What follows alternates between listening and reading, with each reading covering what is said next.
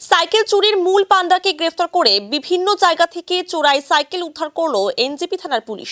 উদ্ধার হয়েছে মোট 23টি সাইকেল।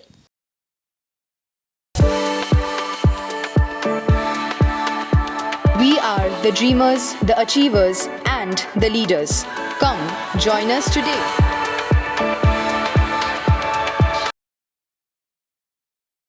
প্রসঙ্গত, গত শনিবার এনজেপি থানা সংলগ্ন রেল হাসপাতালের সামনে থেকে শিব চৌধুরী নামে এক যুবককে গ্রেফতার করে পুলিশ। তার হেফাজত থেকে প্রথমে 11টি চোরাই সাইকেল উদ্ধার করা হয়। রবিবার ধৃতকে জলপাইগুড়ি আদালতে পেশ করে 3 দিনের পুলিশি হেফাজতে নেওয়া হয়। এরপর তাকে জিজ্ঞাসাবাদ করে বিভিন্ন জায়গায় তল্লাশি চালিয়ে আরও 12টি সাইকেল উদ্ধার করে এনজেপি থানার পুলিশ। জিজ্ঞাসাবাদে ধৃত জানায়, স্কুল পড়ুয়ারা যেখানে টিউশন পড়তে যেত সেখানেই ফাঁদ পাতত সে। এরপর সুযোগ বুঝে সাইকেল চুরি করে চম্পট দিত। পরবর্তীতে চোরাই সাইকেলগুলি বিক্রি করত বিভিন্ন জায়গায়। বর্তমানে উদ্ধার হওয়া সাইকেলগুলি প্রকৃত মালিকদের হাতে তুলে দিচ্ছে এনজেপি থানার পুলিশ। আমার সাইকেলটা হারিয়েছিল গত 5 ডিসেম্বর এবং সাইকেলটা খুব সদ্য কেনা হয়েছিল। এই 10-12 দিনের সাইকেল ছিল সেটা।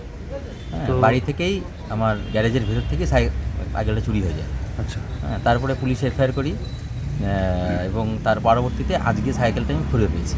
অবশ্যই পুলিশের ভূমিকা খুব প্রশংসনীয়। বিশেষ করে আমাদের এনজেপি পিএসের যিনি পিসিওসি আছেন মিস্টার সৌমিক পাল এবং তার টিম, পুরো এনজেপি পুলিশের যে টিম, এনারা প্রচুর সাইকেল রিকভারি করছেন। দেখলাম আমি এখানটা এসে, এবং আমারটাও পেয়েছি আমি, এরকম আরও অনেকে পেয়েছে। মোটামুটি দেখলাম 20-25টা সাইকেলের উপরে তারা রিকভারি করেছেন। এতে আমি খুবই খুশি এবং এদের টিমকে সত্যি আমি ধন্যবাদ জানাই। না, সত্যি কথা বলতে আমি একটা সময় পরে হোপলেস হয়ে গেছিলাম, কিন্তু এখন আমি দেখলাম যে না, সত্যি পুলিশের ভূমিকা খুবই প্রশংসনীয়। 30শে ডিসেম্বর। তারপর তো আমার সিসি ক্যামেরাতে দেখলাম যে আমার স্টুডেন্টটা আসছিল হচ্ছে 11:44-এ, আর 12:13-তে ও সাইকেল নিয়ে চলে গেছে। আমরা বিকালে দেখতে পারলাম যে সাইকেল নেই। তারপরে তো ক্যামেরা অন করে সব রেকর্ড ছিল। তারপরে আসলাম থানাতে, যখন দেখলাম যে পাওয়া গেছে, আমি ফেসবুকে দিয়েছিলাম। তারপরে যখন পাওয়া গেছে, স্যার বের করে দেয়। খুব ভালো কাজ করেছে, খুব অ্যাক্টিভ। আমি আশা করেছিলাম আমাদের শিলিগুড়ি থানার পুলিশরা খুব ভালো কাজ করে।